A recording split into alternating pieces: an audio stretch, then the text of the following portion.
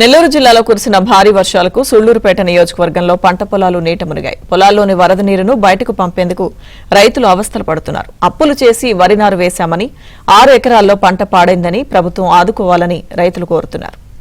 పొలం నాటున్నాను, ఈ వర్షాలకు మునిగిపోయింది. అందువల్ల మాకు ప్రభుత్వం తక్షణ సహాయం చేయాలని కోరుతున్నాను. పేరు కందారి జానకిరామరెడ్డి. 6 ఎకరాలు నాటినాను, పూర్తిగా మునిగిపోయింది.